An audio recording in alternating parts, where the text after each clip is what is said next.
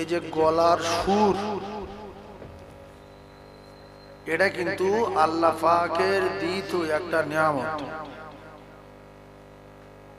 আমার নবীর গলায় সুর দিয়েছেন বলে আমার নবী তেলাওয়াত করলে পাথর গলে যেত, কাফের পাগল হয়ে ইমানের কলমা পড়ে নিত। দাউদ নবীর গলা সুর দিয়েছেন বলে মাছেরা এসে জবুর কেতাব শুনতে আসতো, পাগল হয়ে যেত মাছ। তাই দাউদ আলাইহিস সালামকে আল্লাহ পাক কোরআন তেলাওয়াত করতে বলবেন, সূরা মুলক জান্নাতীদের শোনাবেন, আমার নবী সূরা ইয়াসিন তেলাওয়াত করবেন। তো গলার সুরটা হলো আল্লাহ পাকের নিয়ামত। এটা আমি আপনাকে শুনিয়ে দিলাম। কোনো মানুষ যদি বলে যে আমার গলায় সুর নাই, আমি সুর দিতে পারি না, তোমার যা দিয়েছে শকর করো। তোমার বোবা করেনি, এদিন শকর করো। তোমার মতো কোনো মানুষ বোবা আছে? এই কথা ঠিক না বলতে? তোমার যা দিয়েছে শকর করো, তোমার মতো বহু মানুষ বোবা আছে। তো আমাদের শ্রদ্ধা ভাজন হযরত মাওলানা ওয়াদিস সাহেব হুজুর যে কথা বলছিলেন, সেই অনুকূলে আমি একটা কথা আপনাদের বলবো। খুব দামি দামি কথা বলছিলেন। কথা হলো, দাউদ আলাইহিস সালামের জামানায় উনি যখন তাওরাত তেলাওয়াত করতেন, আলোচনা করতেন, এত গলায় মধু ছিল, তো মাছ মানুষ সবাই, পাখি পক্ষী সবাই শুনতেন। ক্যাসেট হয়ে যাচ্ছে, এ আবার উল্টো পাল্টা করার জায়গা না, দুনিয়াময় ছেড়ে দেবে। সেই জন্য পৃথিবীর সামনে কথা বলছি, বুঝলে? তো একটা লোক, একটা যুবক ছেলে দাউদ আলাইহিস সালামের ওই মজলিসে বসেছে, যেরকম আপনারা একের পর এক হুজুরদের মজলিসে বসছেন। এখন হঠাৎ করে মজলিসে আজরাইল এসে হাজির। এখন যদি কারো জান কবজার সময় হয়, আজরাইল রাস্তায় ঘুরবেন, এখানে আসবে। ও যদি পাথরের ভিতরে ঢুকে সেখানে চলে যাবে, ওয়ালাউ কুনতুম ফি বুরুজিম মুশাইয়াদা, ও সেখান থেকে। তো মালাকুল মউত এসে একটা যুবক ছেলের দিকে তাকিয়ে চুপ করে বসে আছে। দাউদ আলাইহিস সালাম বললেন, ভাই আজরাইল, কি ব্যাপার হঠাৎ করে এই মজলিসে আর ওই ছেলেটার দিকে তাকিয়ে আছো? বলছো ওর এক্ষুনি জান কবজা করবে, অর্ডার হয়ে গেছে। দাউদ আলাইহিস সালাম ছেলেটার দিকে তাকিয়ে আছে, যে ছেলেটা এক্ষুনি মরে যাবে, কি করব? বললেও তো শুনবে না। বলে শুনবে কি? কারোর কথা নেবে? প্রধানমন্ত্রী যদি বলে যে না আমি আজকে যাবো না, কাল সকালবেলা যাবো, টাকা পয়সা হিসাব আছে, ছাড়বে? আর কি করবো, আর আল্লাহ অর্ডার দিয়েছে আর তুমি জান কবজা করবে। তো ছেলেটার দিকে তাকিয়ে দেখছিলেন। হঠাৎ মৃত্যুর আগে একটা জ্বালা যন্ত্রণা, ছিটপুটির মতন মানুষের ভাব আসে। সুস্থ লোক, অসুস্থ লোক সুস্থ হয়ে যায়। ছেলেটা একটু কেমন হচ্ছে শরীরের ভিতরে, উঠে বাইরে গেল। বাইরে একটা ফকির বলছে, বাবু কিছু দাও না বাবু, আল্লাহর রাস্তায় কিছু দান করো আমার। এখন তোর শরীর অসুস্থ মতো লাগছে, গা মাথা ঘুরছে, কেমন হচ্ছে। পকেটে যা ছিল সব দিয়ে দিয়েছে, পকেটে যা ছিল সব দিয়ে দিয়েছে। ফকির দোয়া তো করবে বলেই দিয়েছে, আল্লাহ তোমার হায়াত দারাজ করুক। সুবহানাল্লাহ বলে, আল্লাহ তোমার হায়াত দারাজ করুক। মাওলানা সাহেব বলছিলেন না যে সাদগায় বালা দূর হয়, আজরাইলকে ফিরিয়ে দিতে পারে, আজরাইলকে ফিরিয়ে দিতে পারে। তো যেই বলেছে আল্লাহ হায়াত দারাজ করুক, সালাসু দাওয়াতুল মুসাদাবাতুল লা শাক্কা ফি দাওয়াতুল মাজলুম। আল্লাহর ওলির আগে, মাওলানার আগে, মুফতি সাহেবের আগে, পীর সাহেবের আগে মজলুমের দোয়া কবুল হয়ে যায়। ওই অসহায় ফকির যখন আল্লাহর দরবারে বলেছে আল্লাহ এর হায়াত দারাজ করো, 1 মিনিট পরে মারা যাবে, সঙ্গে সঙ্গে আল্লাহ বলে আজরাইল ওর জান কবজা করা যাবে না, আমি আল্লাহ পাক ওর 60 বছরে হায়াত বাড়িয়ে দিয়েছি। মাঝখানে ফেঁসে গেলেন আজরাইল। আজরাইল চলে যাওয়ার পরে আগামীকাল আবার দাউদ আলাইহিস সালামের মজলিসে হাজির।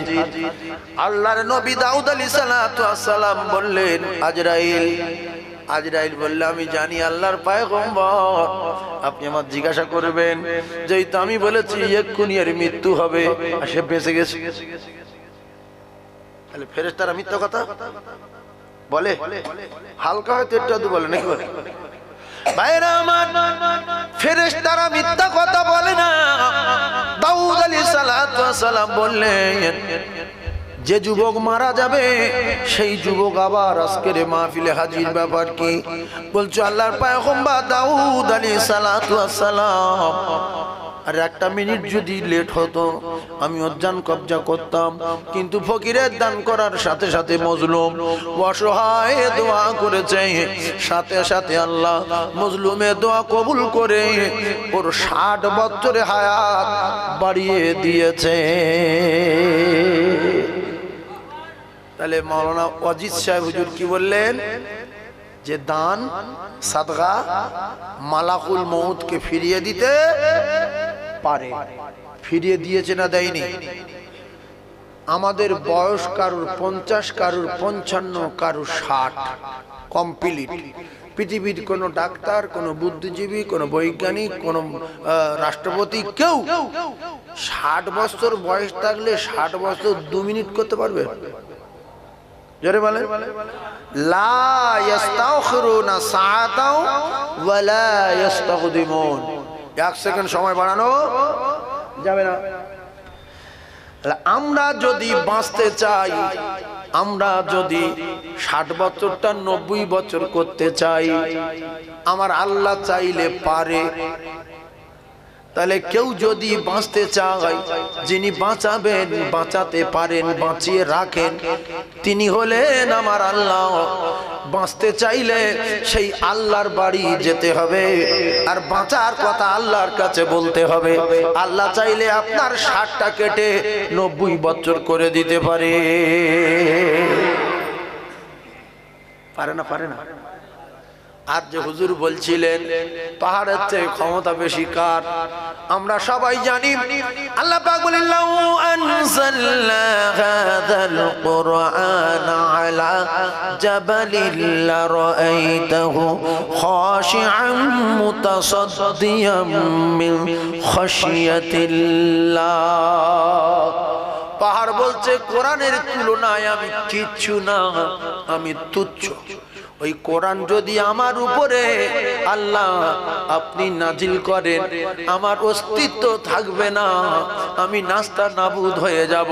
পাহাড় নিজে বলছে কোরআনের তুলনায় আমি কিচ্ছু না, আমি ধ্বংস, বরবাদ আর নাস্তা নাবুদ হয়ে যাব। সেই কোরআন রাসূলুল্লাহর মুজিজা আমাদের কাছে আছে না নাই? আছে না? আর চূড়ান্ত ওয়াজ দেব, কঠিন ওয়াজ। আপনারা জ্ঞানী মানুষ, একের পর এক বোঝার চেষ্টা করবেন। একটুখান দরুদ পড়তে হয়, একটা আয়াত পড়তে হয়, তাই একটু পড়ে নেবো। একবার দরুদ শরীফ আল্লাহুম্মা জোরে সাল্লি আলা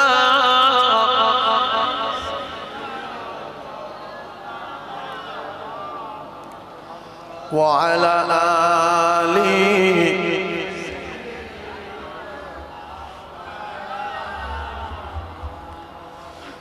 أعوذ بالله من الشيطان الرجيم. بسم الله الرحمن الرحيم.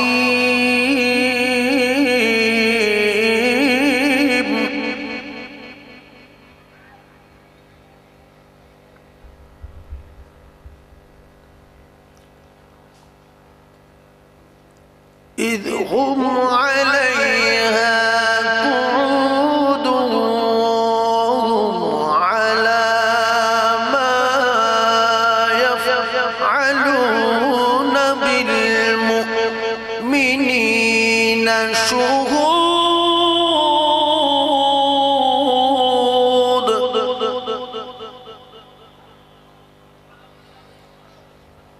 وما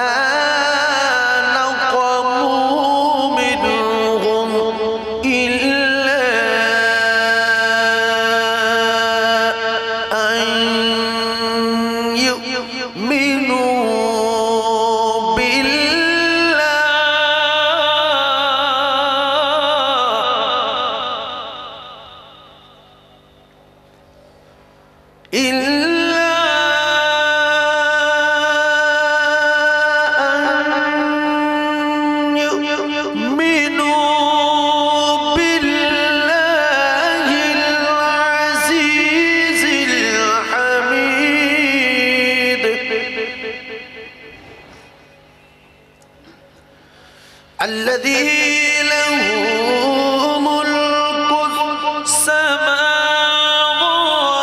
والأرض والله على كل شيء شهيد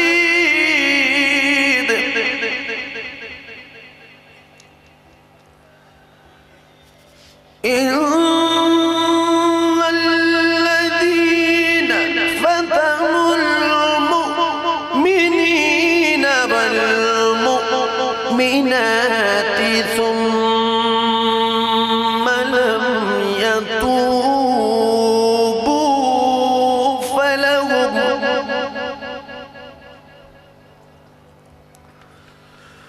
فلهم عذاب جهنم ولهم عذاب الحريق فلهم عذاب جهنم ولهم عذاب الحريق صدق الله العلي العظيم জান ভরে বলেন আল্লাহুম্মা সাল্লি আলা সাইয়্যিদিনা মাওলানা মুহাম্মদ ওয়া আলা আলি সাইয়্যিদিনা মাওলানা মুহাম্মদ সাল্লাল্লাহু আলাইহি ওয়াসাল্লাম। আল্লাহ পাকের দরবারে লাখ কোটি শুকরিয়া আদায় করি আমরা, যিনি রহমত করে আমাদেরকে ফেরেশতাদের সঙ্গে বসবার মতো তৌফিক এনায়েত করেছেন। এই জন্য একবার আলহামদুলিল্লাহ বলেন, আর একবার বলেন। আচ্ছা, যে আলহামদুলিল্লাহ বলিনি ফেঁসে গেছে না যায়নি? বিরাট ফাঁসা ফেঁসেছে। কারণ আল্লাহ পাকের সিসি ক্যামেরা সব জায়গায় লাগানো আছে। মাটির তলায় লাগানো, মাটির উপরে লাগানো, পাহাড়ের তলায় লাগানো, পাহাড়ের উপরে লাগানো, সাগরের তলায় লাগানো, সাগরের উপরে লাগানো। যে যা করি আল্লাহর চোখে ফাঁকি দেওয়া যাবে না। তিনি সামিউম বাসি, ধমাকাটে তুলব। এই জন্য যে লোক সুবহানাল্লাহ বলেনি, আলহামদুলিল্লাহ বলেনি, যতদিন বেঁচে থাকবে আল্লাহর কসম এই সময়টা ফিরিয়ে আনতে পারবে না, পারবে না, পারবে না। কে নামাজ পড়বে, কে দরুদ পড়বে, কে কি করবে তার ব্যক্তিগত ব্যাপার। এই কত লোক জলসা আসেনি, বাড়িতে শুয়ে আছে, গোষ্ঠ খেয়ে আস্তে আস্তে। ও জিজ্ঞাসা করেন যে তুমি জানো জলসা শুনলি ভালো? বলতে হ্যাঁ জানি। যাবো না? আমি যাবো না। ঘুমো, তোমার কেউ মারবে না, কেউ পিটবে না। কত লোক শুক্রবার দিন মসজিদে আসে না, মাঠে কাজ করছে। ভাই যাবিনি? তুই যা। শুক্রবার নামাজ পড়া কি খুব ভালো, জানিস? হ্যাঁ জানি না, তা কি নামাজ পড়া ভালো জানি না, যাবেন যা। ওর কেউ মারবে? নবী বেঁচে ছিল, আবু জেহেল বেঁচে ছিল, নবী বেঁচে ছিল, উতবা সাহেবা বেঁচে ছিল, উমাইয়া ইবনে খাল বিখ্যাত বেঈমান বেঁচে ছিল, মানিনি। ওর কুকুরের মতো মরেছে। কিসের মতো? সর কুকুরের মতো। আবু লাহাবটা পচে পচে মরেছে, পচে পচে পচে পচে। কুকুরের গলায় দড়ি বেঁধে যেরকম হেসড়ে হেসড়ে মারে, ওর গিন্নির এরকম গলায় দড়ি বেঁধে পাহাড়ে আকার খেয়ে খেয়ে মরে। আর একটা জানোয়ার, সে কাবার চত্বরে দাঁড়িয়ে সাদ ইবনে মুআজকে রাশ করছিল। সাদ ইবনে মুআজ রাদিয়াল্লাহু তাআলা, তার নাম উমাইয়া ইবনে খাল। সাদ ইবনে মুআজের দোস্ত ছিল, কাফের ইমানদারের দোস্ত। কাফের কার দোস্ত? ইমানদারের দোস্ত। ইমানদারকে সাদ ইবনে মুআজ রাদিয়াল্লাহু তাআলা দোস্ত ভেবে কাবা শরীফে তওয়াফ করতে আসলো। দোস্তর বাড়ি আসলো। দোস্তর নাম কি? উমাইয়া ইবনে খাল। বলেন না, এটা কাফেরের নাম বলেন, এখন নাম করা কাফের। বলেন উমাইয়া ইবনে খাল। সাদ ইবনে মুআজ বললেন, দোস্ত একটু তওয়াফ করার জন্য আসলাম। আর তখন তওয়াফ করতে কেউ আন্ডারপ্যান্ট পরে, কেউ জাঙ্গিয়া পরে, কেউ ন্যাংটা হয়ে। নবী তখন ওখানে নেই, তাড়িয়ে দিয়েছে। এরা তাড়িয়ে দেয়নি, আল্লাহ পাক অর্ডার করেছেন, তাই নবী হিজরত করেছেন। ঘিরে নিয়েছিল ঘর, অনেক ঘটনা। কাফেরদের ঈমান কত কত বিশ্বাস ছিল রাসূলুল্লাহর উপরে, যে মুহাম্মদ যা বলে সত্য কথা বলে, এইটা বোঝাতে চাচ্ছি। তো বলছে দোস্ত সাদ খবর, বললে আমি কাবা তওয়াফ করতে এসেছি। কি তওয়াফ? কাবা। বললে ঠিক আছে, তাহলে একটু ফাঁক বুঝে, বলছে একটু ফাঁকা টাইমে আমাকে ঘুরিয়ে দিও। আবার তো আবুল হাকাম আছে। আবুল হাকাম মানে কি? আবু জেহেল, বড় ভাই, এর নাম আবুল হাকাম। তো বলছে ফাঁকা টাইম, ফাঁকা টাইমে বাবা যেই উমাইয়া নিয়ে তওয়াফ করা শুরু করেছে, আর আবু জেহেল দেখতে বলছে উমাইয়া কে? বলছে আমার দোস্ত সাদ। বলছে কোথা থেকে এসছে? বলছে মদিনা থেকে। রক্ত ফুটছে আবু জেহেলের, মেরে দেবো। তা বলছে উমাইয়া, আজকের তুমি যদি এই সাদের সঙ্গে না থাকতে, এর অবস্থা আমি এই মুহূর্তে করে দিতাম। ইমানের পাওয়ার দেখেন, চারিদিকে কাফের, দুটো কাফের এক জায়গায়, দুটো মক্কার বড় লিডার। সাদ ইবনে মুআজ একা বললেন আবু জেহেল সাবধান, আমি রাসূলুল্লাহ সাহাবী, আমার মারবে মানে? তুমি যদি আমার কিছু করো আমি তোমারও মজা বুঝিয়ে দেবো। হিম্মত আছে না? নাই।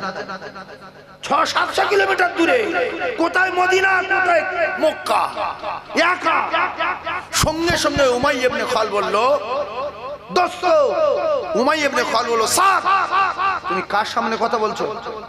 চেনো কে? বলছে আমি চিনি। বলছে খবরদার। বলছে দোস্ত, ঘুরে গেলে বলছে আমি আল্লাহর কসম খেয়ে বলছি, সাদ রাদিয়াল্লাহু তাআলা বলছে আমি আল্লাহর কসম খেয়ে বলছি, রাসূলুল্লাহ বলেছে, আমি নিজে কানে শুনেছি, উমাইয়া ইবনে খালফের মুসলমানেরা টুকরা টুকরা করবে। সঙ্গে সঙ্গে পাগল হয়ে গেছে। বলছে কোথায়? বলছে তা শুনিনি, বলেছে খুঁজবে তোমার। ও পাগলা হয়ে দৌড় মেরে যাই মরি। রাসূলুল্লাহ বলেছে মানে আমি মরি, আমি বেঁচে নি। আচ্ছা এইরকম বিশ্বাস আমাদের একজনের আছে? এর ভিতরে আছে যে নবী বললে সেটাই শেষ কথা? আচ্ছা নবীর কথা 100 না 99? বলছে 100 নেই। 100 কি গো? 100 বলো তো, ইংলিশ বলছে। আছে বলকে এখন কথা হলো, হযরতে সাদ ইবনে মুআজ রাদিয়াল্লাহু তাআলা বললেন উমাইয়া টুকরা টুকরা হবে, রাসূলুল্লাহ বলেছে। শুধু একটা কথা বলেছে, কোথায়? বলল ওটা জায়গা জানি না। ওইভাবে উমাইয়া ইবনে খাল দৌড় মেরেছে, মেরে নিজের স্ত্রীর কাছে গিয়ে বলছে বিবি আমি নেই। বলছে কেন? বলছে মুহাম্মদ বলেছে উমাইয়া ইবনে খালফের টুকরা টুকরা করবে মুসলমানেরা, আমি আল্লাহর কসম খেয়ে বলছি আমি মরে গেছি।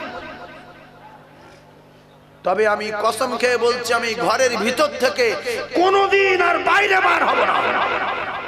এই ঘরের ভিতর ঢুকেছি আর জীবনে বাইরে বার হব না। এই বেঈমান মরেছে বদরে। এই বেঈমান কোথায় মরেছে? বদরে। বদরে যাবে না, যাবে না, যাবে না। আবু লাহাব ও বদরে যায়নি, ওর মৃত্যু হয়েছে বাড়ি পড়ে কুকুরের মতো পচে পচে। কুকুরের গায়ে ঘা হলে কি হয়? পচে পচে মরে, কেউ ধারে যায়? কুত্তার মতো পচে পচে মরেছে, বড় বেঈমান। আর তার চেয়ে বড় বেঈমান উমাইয়া ইবনে খাল বলছে আমি যাব না। আবু জেহেল বলছে যেতেই হবে, নাইলে মক্কার অন্য অন্য কেউ যাবে না। লিডার যদি না যায় ওরা যাবে, যেতেই হবে। বলছে যাব না, যেতেই হবে। বলছে যাব না। কোন যুদ্ধে? বদরে। কোন যুদ্ধে? বদরে। যাব না। বলছে যেতেই হবে। বলছে যাব না, অসুবিধা আছে। কেন? শুনেছে মুসলমানরা পিস করে দেবে, নবী বলেছে। তো শেষ বেশ বলছে একটা কাজ করতে হবে, এই মক্কার সবচেয়ে দামি ঘোড়াটা আমার দিতে হবে, যেটা খুব জোর ছোটে। যদি ভাব খারাপ বুঝি দৌড় মার, যদি ভাব খারাপ বুঝি দৌড় মার বলে এমন তো অবস্থায় দেখা গেল আবু জেহেল রাজি হলো, যাচ্ছে ঠিক আছে নিয়ে নাও। ভাইরা আমার, বাবাদিরা, এইটা কেন আপনাদের বলছি বলেন? 16ই রমজান রাতের বেলা, বলেন 16ই রমজান রাতের বেলা, বলেন বদরের যুদ্ধ, কলিজার টুকরা বদরের মাঠে একদিকে আবু জেহেলের দল, বেঈমানের দল, আর একদিকে রাসূলুল্লাহর দল, দুই দল এক জায়গায় হয়ে গেছে। আল্লাহর নবী 16ই রমজান রাতের বেলা, আমি আপনাদের কেন বলছি কথাটা মাথায় রাখবেন, 2-3 মিনিটের মধ্যে ফয়সালা হয়ে যাবে। আল্লাহর নবী দোয়া করলেন, ওগো আমার আল্লাহ, ওরা সশস্ত্র বাহিনী, ওদের মাল মিডিয়াম যন্ত্রপাতি রেডি, একেবারে রেডি করে নিয়ে এসেছে। ওগো আমার আল্লাহ, আমি আপনার দরবারে দোয়া চাই, আপনি আমাদের সাহায্য করুন। আর আপনি যদি আমাদের শক্তি না দেন, সাহায্য না করেন, তাহলে এই যে কটা আমরা বদরের প্রান্তরে এসেছি 313 জন, ওরা যদি মেরে দেয়, দিন প্রচার করার মতো, ইসলাম প্রচার করার মতো আর পৃথিবীতে কেউ থাকবে না। আল্লাহ আপনি ক্ষমতা দেন, ক্ষমতা দেন, ক্ষমতা দেন। হযরতে আবু বকর সিদ্দিক রাদিয়াল্লাহু তাআলা আনহু রাসূলুল্লাহর পিছনে ছিলেন। সিদ্দিক আকবর বললেন, যুদ্ধ এখন শুরু হয়নি, কি অবস্থা দেখেন। আল্লাহ রাসূল বললেন, আল্লাহ রাসূলের সাহাবী বললেন, ইয়া রাসূলুল্লাহ, আপনার ঘাড়ের চাদরটা পড়ে গেছে জমিনে। আমি জমিনের থেকে চাদর তুলে দিয়ে রাসূলুল্লাহর কান্না দেখে বললাম, ইয়া রাসূলুল্লাহ, আপনি আর কাঁদবেন না, আমার দৃঢ় বিশ্বাস আল্লাহ পাক বদরে সাহায্য করবেন। আপনি যে কান্না কেঁদেছেন, আল্লাহ রাসূল দোয়া বন্ধ করলেন, রাতের বেলা বদরের ময়দানে শুয়ে পড়লেন। কিতাবে লেখা, ভোরের বেলা নবী উঠলেন, সাহাবায়ে কেরামদের সুসংবাদ শোনাচ্ছেন। ও সাহাবায়ে কেরামেরা, জিবরিল এসেছিল, তোমাদের কোনো চিন্তা নাই, আল্লাহ পাক সুসংবাদ দিয়েছেন, ওয়ালাকাদ নাসরাকুমুল্লাহু বিবাদরিন ওয়া আনতুম আযিল্লাহ। একবার জোরে বলুন সুবহানাল্লাহ। আল্লাহ বদরে সাহায্য করবেন বলেছেন। আমার আল্লাহ পাক বদরে ফেরেশতাদের একটা বাহিনী পাঠিয়ে দেবেন, তোমাদের আর কোনো চিন্তা নাই। সকাল হয়ে গেল, আবু জেহেল বলছে, ওই কটা চুনোপুটির সঙ্গে কি লাগবো? ইন্নাল্লাহা লা ইহিব্বু মান কানা মুখতালান ফাকুরা। ও কলিজার টুকরারা, অহংকার করছো তো জুতো খেয়ে মরছো। রাসূলুল্লাহর 313 জন সাহাবীর মাথা কেটে নিয়ে আসবে 3 জনে। কজন? তাহলে বিরাট বাড়বৃদ্ধি না? 3 জনে 313 জনের মাথা কাটবে। বলছে বেগারে রক্ত মেখে লাভ নেই, 3 জনে যা। আর যে 3 জনে পাঠাচ্ছে 3 জন বিরাট মস্তান। একজনের নাম উতবা, বলে, একজনের নাম সাহেবা, একজনের নাম ওলি। এসে বলছে, মুসলমানেরা লড়াই করি, আয় সব কটা, সব কটা, আমরা 3 জন। ভাই এদিকে তো রাসূলুল্লাহ বলেছেন কোনো চিন্তা নাই, বদরে আল্লাহ পাক ফেরেশতাদের বাহিনী পাঠিয়ে দেবেন। এরা তো জানে না, বলছে আমরা 3 জন, সব কটাই। রাসূলুল্লাহর বিনা অনুমতিতে কেউ যাবে?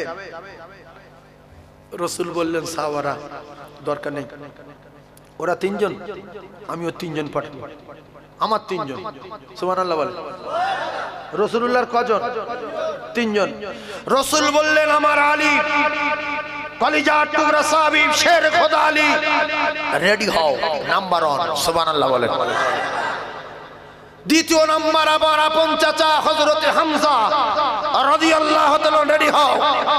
তৃতীয় নাম্বার আমার কলিজার টুকরা সাহাবী হযরতে আবু উবাইদা রাদিয়াল্লাহু তাআলা, রেডি হও। ওরা 3 জন, আমরা 3 জন, আমরা 4 জনও যাব না। আল্লাহ আছে। কে আছে? আল্লাহ আছে। আচ্ছা, যুদ্ধটা শুরু হলো কেন? যুদ্ধ হয় কেন? 1 মিনিট পিছিয়ে যাব। যুদ্ধ হয় কেন? হঠাৎ মারামারি। আবু সুফিয়ান মুসলমানদের মারবো বলে, কার মারবে?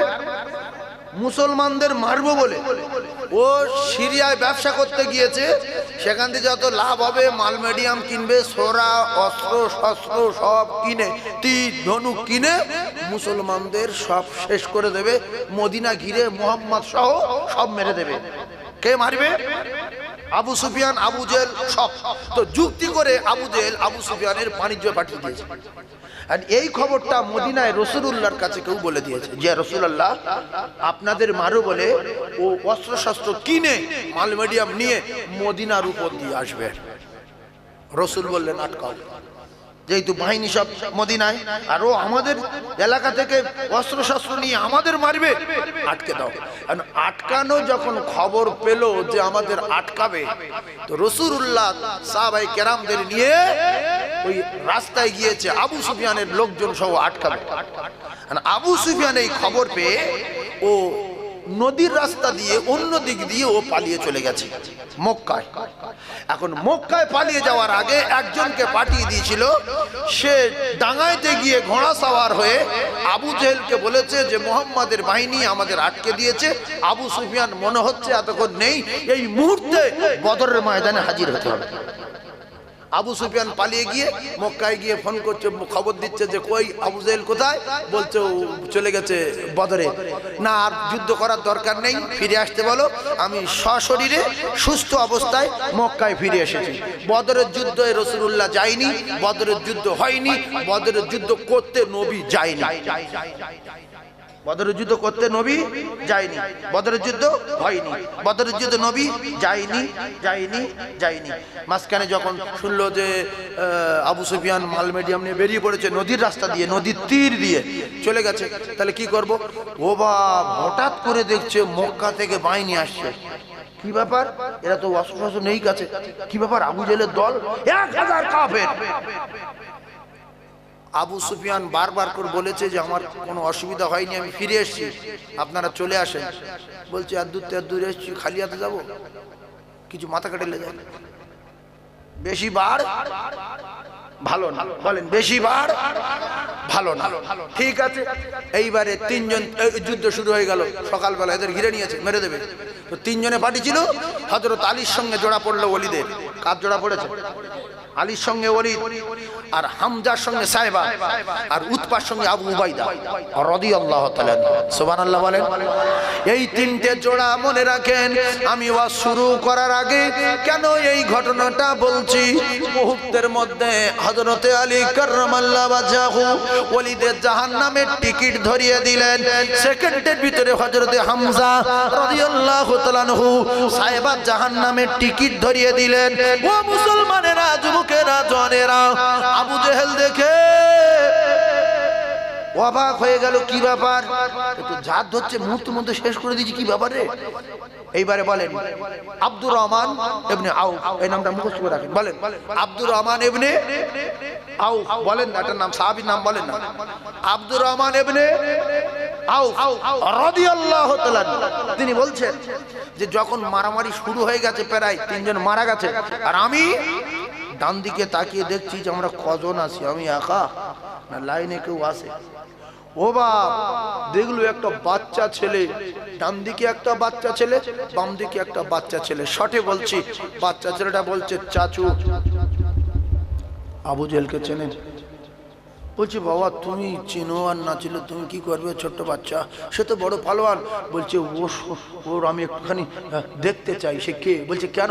বলছে সে নাকি রাসূলুল্লাহকে গালি দেয়। কই? বলছে তুমি কি করবে? বলছে ও যদি দেখতে পাই ও মরবে আর নাই আমি মরবো, শুধু একটাবার দেখিয়ে দেবেন। এদিক দিয়ে বলছে চাচু তুমি কি করবে? বলছে আবু জেহেলকে চেনেন? বলছে কি হবে? বলছে ও নাকি নবীকে গালি দেয়, আপনি একটু চিনিয়ে দেবেন, হয় ও মরবে আর না আমি মরবো, আর আমি যতক্ষণ বেঁচে থাকবো ও শরীরে জড়িয়ে থাকবো, যতক্ষণ না মরে যাবো। আবু জেহেল সামনে ঘুরছিল, লোকজন প্রস্তুত করছিল। আল্লাহর রাসূলের সাহাবী বললেন, আব্দুর রহমান ইবনে আউফ বললেন, ওই যে লোকটা ঘুরছে ওইটা আবু জেহেল। দুই ভাই বিদ্যুৎ গতিতে গিয়ে আবু জেহেলের টুকরা টুকরা করে জাহান্নামের টিকিট ধরিয়ে দিয়েছে। জোরে বলুন ইন্নাল্লাহা লা ইউহিব্বু মান কানা মুখতালান ফাখুরা, অহংকার করেছো সরকুকুরের মতো মরছো। ঠান্ডা মাথায় বোঝার চেষ্টা করুন। অহংকার করে মরল নমরুদ, অহংকার করে মরল কারুন, অহংকার করে মরল হামান, অহংকার করে মরল সাদ্দাত, অহংকার করে মরল আবরাহা। কলিজার টুকরা ভাইয়েরা আমার, একটু বোঝার চেষ্টা করুন। তাহলে মুসলমানের হাতিয়ারের নাম বলেন দোয়া, জোরে বলেন। মুসলমানের শক্তির নাম জোরে বলেন। মুসলমানের পাওয়ারের নাম, মুসলমানের কামানের নাম, মুসলমানের বন্দুকের নাম, মুসলমানের তরবারির নাম দোয়া রে। ও কলিজার টুকরারা, আল্লাহ বলছে বান্দা তোদেরকেও মারবে, তোদেরকেও পিটবে, তোদেরকেও ধরবে, তোদেরকেও কেড়ে নেবে, তোদেরকেও মসজিদ ভেঙে দেবে, তোদেরকেও মাদ্রাসা ভেঙে দেবে, তোদেরকেও কবরস্থান গুড়িয়ে দেবে। আমি যখন ডাকবো তোরা আমার বাড়ি যাবি, তোদের পিছনে কে লাগছে আমার কাছে তোরা যদি বলিস, আমি আল্লাহ তোদের ভেঙে দেওয়ার আগে আমি আল্লাহ ওদের গুড়িয়ে দেবো। এই বদরের সেই ফেরেশতা, বদরের যুদ্ধের সেই ফেরেশতা গুলো এখন আসে না? একটা আধা মারা গেছে, হ্যাঁ একটা আধা হয়তো মারা গেছে, দু চারজন বুড়ো হয়ে গেছে, কিন্তু অধিকাংশ ফেরেশতা আসে না। না আর জোরে বলে। আচ্ছা ফেরেশতারা মরে যায়, বুড়ো হয়, তাহলে সব একরকম আছে? তাহলে আমরা যদি আল্লাহর কাছে দোয়া চাই, আল্লাহ এখনো ফেরেশতা পাঠাবে না? পাঠাবে না। তিনজন যখন মারা গেল, আবু জেহেল শেষ হয়ে গেল, সেনাবাহিনী পাগলা হয়ে গেল, একসঙ্গে যুদ্ধ শুরু হয়ে গেল। রসুল বললেন সবাই যাও। ওরা 1000, ও কলিজার টুকরারা 997 জন, ওরা সব এলো। তিনজন মারা গেল, রসুল 312 জন, এরা সবাই গেল। প্রথম যুদ্ধে রসুলের একজন সাহাবী মারা গেল। ও কলিজার টুকরারা, যুদ্ধ শুরু হয়ে গেল, তুমুল যুদ্ধ হচ্ছে। হঠাৎ করে এক সাহাবী দৌড়ে রাসূলুল্লাহর কাছে আসলেন। ইয়া রাসূলুল্লাহ, ইয়া হাবিবাল্লাহ বলতে বলতে রাসূল বললেন, সাহাবী যুদ্ধের ময়দান থেকে, বদর থেকে পালিয়ে আসছো কেন? বলছে, ইয়া রাসূলুল্লাহ গো, আমি পালাইনি, আমি শুধু একটা কথা জানতে এসেছি। আমি অবাক হয়ে যাচ্ছি, উপর থেকে আওয়াজ হচ্ছে ঘোড়ার মতো, ঘোড়ার পায়ের মতো শুধু ছোট আওয়াজ হচ্ছে, আর চাবুকের মতো শাঁ শাঁ করে শব্দ হচ্ছে। আর যার ঘাড়ে চাবুক পড়ছে কি পড়ছে সেখানে আগুন লেগে যাচ্ছে, আর ওইভাবে ঘুরে ঘুরে পাক খেয়ে খেয়ে আচার খেয়ে খেয়ে পড়ে মরে যাচ্ছে, কিন্তু কারো দেখতে পাচ্ছি না। ব্যাপারটা কি ইয়া রাসূলুল্লাহ, ব্যাপারটা কি? রাসূল বললেন, চলে যাও। আমি রাসূলুল্লাহ জানিয়ে দিলাম, আসমান থেকে ফেরেশতাদের বাহিনী আল্লাহ পাঠিয়ে দিয়েছে। সুবহানাল্লাহ। বলছে তোমাদের কোনো টেনশন নাই, ওগুলো ফেরেশতারা, লোক দেখতে পাচ্ছ না? বলছে না। মারছে, আগুন লেগে যাচ্ছে? বলছে হ্যাঁ। ছটকে ছটকে মরে যাচ্ছে? বলছে হ্যাঁ। বলছে 16 তারিখে রাতের বেলা দোয়া আল্লাহ কবুল করেছেন, আল্লাহ সাহায্য করে বলেছেন, আল্লাহ বদরে ফেরেশতাদের বাহিনী নামিয়ে দিয়েছেন। সুবহানাল্লাহ বলেন, আরো জোরে বলেন। ভাই লোক পড়ে যাচ্ছে, মানুষ দেখা যায় না, সেখানে আর কেউ দাঁড়াবে বল মনে হয়? দেখি গয়বি মার, আল্লাহর মার, দুনিয়ার মার, ধুলো কেটে তুলবে, ধুলো কেটে তুলবে। যত বড় বাবু গিন্নির কাছে কাবু। ও মুসলমানেরা, ইন্নাল্লাহা লা ইহিব্বু মান কানা মুখতালান ফাখুরা। ওরে বেঈমান ফেরাউন, লক্ষ লক্ষ বাচ্চা জবাই করে দিলি, আর অরিজিনাল বাচ্চা যখন পেয়েছিলি গিন্নি তোরে কাবু করে দিল। অরিজিনাল বাচ্চা সাগরে ফেলো, আসিয়া তুললো, তুলে দেখছে মিশকে আম্বারের খুশবু বার হচ্ছে, জান্নাতের রেশমির চাদর দেওয়া আছে। জিবরাইল এগুলো সাজিয়ে দিয়ে বাক্সটা তৈরি করে দিয়ে জিবরাইল চলে গেছে। আর ওই আসিয়া যখন করলো, দেখছে চাঁদের মতো বাচ্চা, আর বলছে এই বাচ্চা আমি লোবো, এইটা আমার সোনা রে, এইটা আমার জান রে, এইটা আমার জীবন রে। আর ফেরাউন আর আসিয়া তখন আর কেউ নেই ওই দরিয়ার মাঝখানে, তো হাওয়াখানায়। তো ফেরাউন কিছুক্ষণ পরে বলল যে আসিয়া সেই বাচ্চা। আসিয়া বলছে খবরদার সেই বাচ্চা বলবেন না, এ সেই বাচ্চা না। বলছে কারণ? বলছে আপনার গণকরা বলেছে আপনার যে খোদাই দাবি কেড়ে নেবে, সে জন্ম নেবে মিশরে, এ তো মিশরের বাচ্চা না। বলছে বুঝলে কি করে? বলছে বাক্স বিদেশি, বাচ্চা বিদেশি। বাক্স কোনো মানুষই তৈরি করেছে? জিবরাইল তৈরি করেছে। তা আসিয়া বলছে বাক্স তো মিশরের না, বাক্স বিদেশি বাক্স, তাহলে বাচ্চাও বিদেশি। বাক্স যদি মিশরের হতো বাচ্চা মিশরের হতো, আর আপনার যে খোদাই দাবি কেড়ে নেবে সে মিশরে জন্মগ্রহণ করবে, কিন্তু কোন জায়গার বাচ্চা অরিজিনাল মিশরের। হ্যাঁ, তো বলছে হ্যাঁ তাহলে বাক্স তো বিদেশি, চলো বাড়ি যাবো। সুবহানাল্লাহ বলেন। তাহলে যত বড় বাবু গিন্নির কাছে কাবু, কোন জায়গার কে দুটো আলু ভাতে দে, সে দুটো ফুরিয়ে গেল খান পাত্তায় দে। ইন্নাল্লাহা লা ইহিব্বু মান কানা মুখতালান ফাকুরা, অহংকার করছ জুতো খেয়ে মরছ। আর একটা মোস্তান কালকের গার ফুটো, মোস্তান কালকের গার ফুটো, ফুটো মোস্তান ও বললো যে কাবা ঘরটা ভেঙে ধুলো করে দেবো। তার নাম আবরাহা, তার নাম আবরাহা। আচ্ছা কাবা কি আন্দাজে ভাঙতে এলো? কিছু একটা গন্ডগোল হয়েছিল তো, সেইটা কি হেঁটে বলবো? আর ও আবরাহাটা কাবা তৈরি করেছে শামে, সিরিয়াতে একটা কাবা তৈরি করেছে। কোথায়? সিরিয়ায়। এই আমি যে বলছি পৃথিবী চলে যাবে বলো, সিরিয়ায় কাবা তৈরি করেছে। এইগুলো না তাইলে এত কি বলতো না বলতো আল্লাহ পাক জানে, শুধু এতেই সত্য কথাগুলো বলতে হচ্ছে। তো এইবারে সিরিয়ায় কাবা তৈরি করেছে, আর মক্কার লোক বিরাট রাগা রেগে গেছে যে আমাদের এখানে কাবা অরিজিনাল আল্লাহর কাবা, আর ওরা এখানে আসবে না বলে ওখানে কাবা করেছে। কিছু যুবক ছিল, যুবকেরা সব পারে। যুবক যদি 50 টাকা হয়, 5টা বুড়ো একদিক থেকে কিছু করতে পারবে না, শুধু রাস করবে, পড়ে যাবে, চুপকি দেখাবে, বুড়ো পড়ে আর উঠতে পারবে না। তো মক্কার কিছু যুবক জন এক হয়ে সিরিয়ায় গিয়ে কাবা ভেঙে ওখানে পায়খানা করতে শুরু। কাবা ভেঙে কি করেছে? পায়খানা করে বেরিয়ে পড়ে। কেতাবে যা তাই বলছি, কেন ধরবে তো আলে পালামা শুনলি মাথা খারাপ করতে হবে। তো পায়খানা করে বেরিয়েছে কাবা ভেঙে, ও নকল কাবা। এইবারে আবরাহা শুনে এত রাগ রেগে গেছে যে আমাদের কাবা ভেঙে পায়খানা কোথায়, চল এক্ষুনি যাবো। এখন কাবার দায়িত্ব কেড়ে বলছে আব্দুল মুতালিব, বলছে তোর ব্যবস্থা করবো প্রথম, তারপর কাবা ভাঙবো বলে মক্কার কাছাকাছি এসে রাসূলুল্লাহ দুনিয়া আসা 2 মাস আগে, জোরে বলেন ক মাস আগে? 2 মাস আগে। জোরে বলেন ক মাস আগে? 2 মাস আগে। তো দায়িত্ব কার? আব্দুল মুতালিব।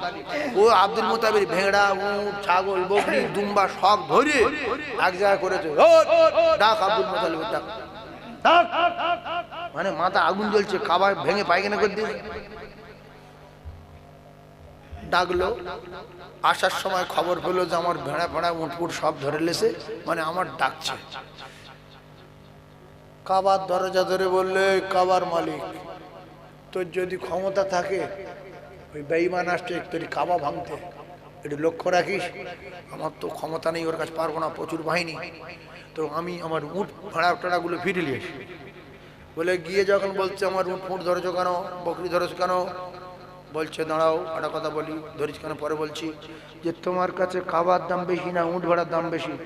বলছে কাবার। তা কাবাটা যাতে করে না বানি তুমি আমার হাতে পায়ে ধরলে না তো?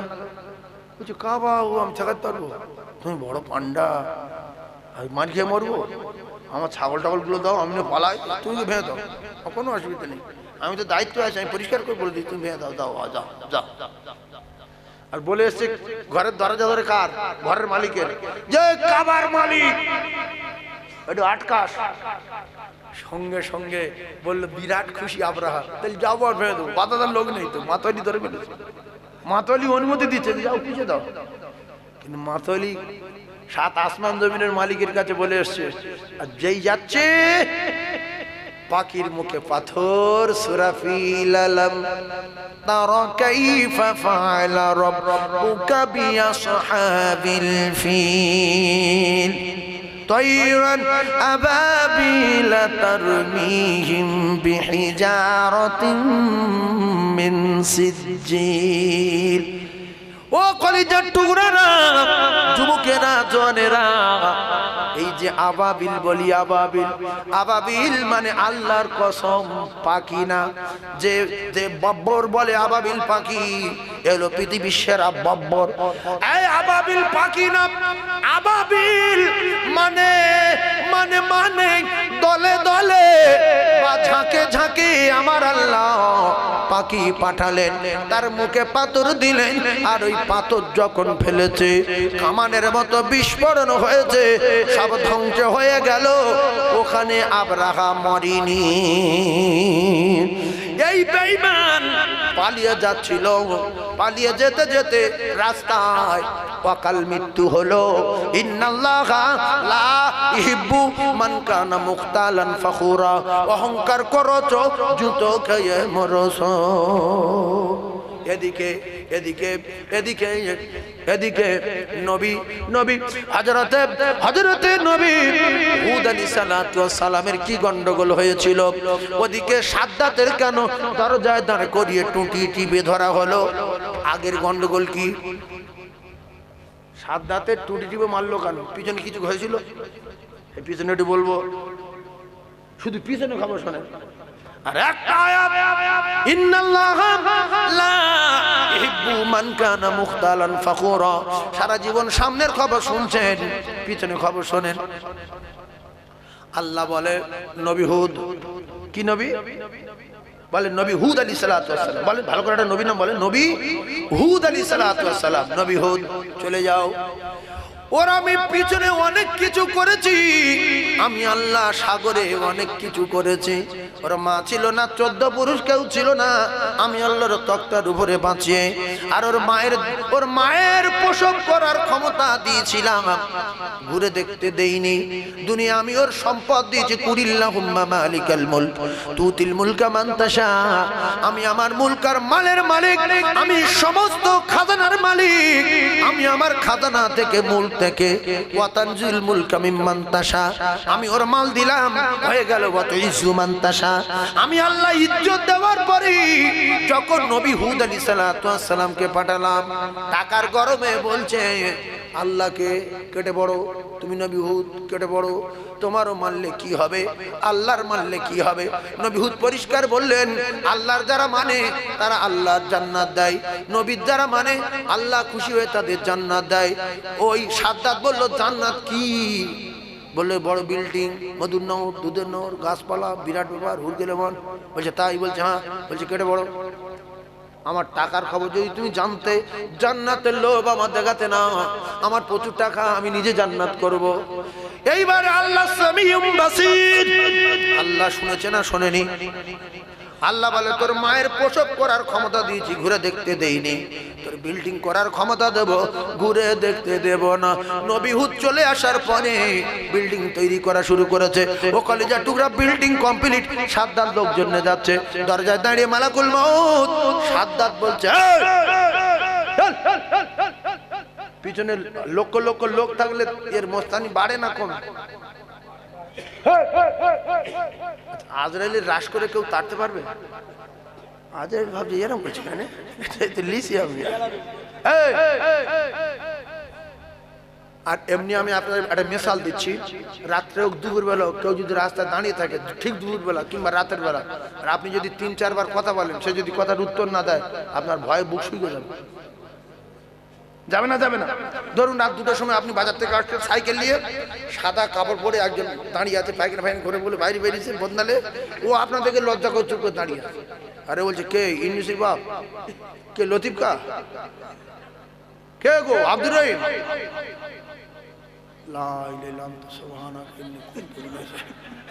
এবার পিছনে হচ্ছে, হটবে না? তো সাদ্দাত বারবার বলছে কে? আরে কে? রেগে আগুন হয়ে গেছে যে আমার জান্নাত আমি ঢুকবো, কেউ তারপর ঢুকে পড়ে না, কি হয়? মোটে নড়ে না, কাছাকাছি হচ্ছে, ভয়ে সন্ত্রস্ত হয়ে গেছে। কে?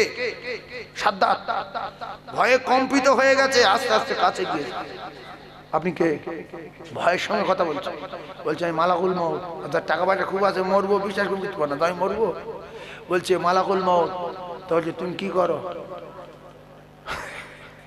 বলছে আমি টুটি কি বলবো, লা ইস্তাখিরুনা সাআতাও ওয়ালা ইস্তাগদিমুন।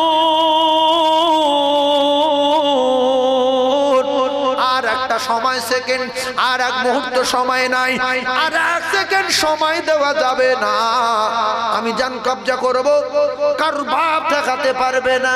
আইনামা তাকুনু ইদরিকুমুল মাউত ওয়ালাউ কুনতুম ফি বুরুজিম মুশাইয়াদা। প্লেনে উঠবেন, মাটির তলায় সীসা গলিয়ে, লোহা গলিয়ে, পাথরের ভিতরে, আল্লাহর কসম মালাকুল মউত সেখানে পৌঁছে যাবে, পৃথিবীর কোন শক্তি আটকাতে পারবে না। সাদ্দাত বলে একটা পাগমারি হবে না, একটু নামি হবে না, একটু মুখ বাড়াই হবে না, সঙ্গে সঙ্গে জান কবজা হলো, কারোর বাপ দেখাতে পারলো না।